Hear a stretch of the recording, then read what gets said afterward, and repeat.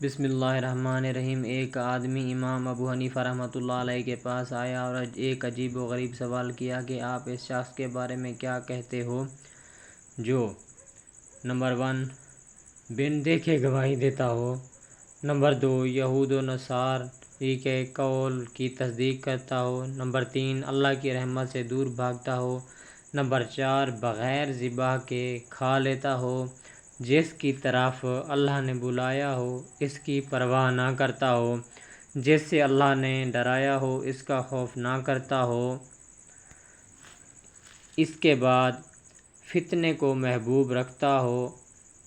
امام ابو حنیفہ رحمۃ اللہ علیہ نے فرمایا وہ شخص مومن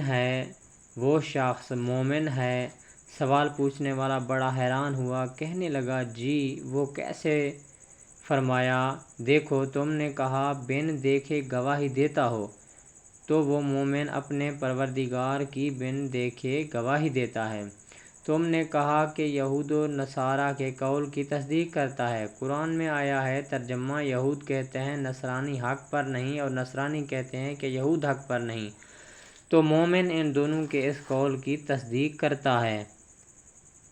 تم نے کہا کہ اللہ کی رحمت سے دور بھاگتا ہے، تو دیکھو بارش اللہ کی رحمت ہے اور بارش سے تو ہر بندہ بھاگتا ہے کہ کہیں کپڑے نہ بھیگ جائیں۔ دیکھو تم نے کہا کہ بغیر ذبح کیے کھاتا ہے، تو مچھلی بھی تو بغیر ذبح کے ہوتی ہے، اس کو تو ہر بندہ مزے لے لے کر کھاتا ہے۔ تم نے کہا کہ جس کی طرف اللہ نے بلایا ہے اس کی طرف رغبت نہیں رکھتا، پس وہ جنت ہے کہ اللہ نے اس کی طرف بلایا ہے، مگر اس کو مشاہدہ حق اتنا مطلوب ہے، اللہ کی رضا اتنی مطلوب ہے کہ محبوب بے حقیقی کی طرف نظر ہٹا کر وہ جنت کی طرف نظر ڈالنا کبھی پسند نہیں کرتا۔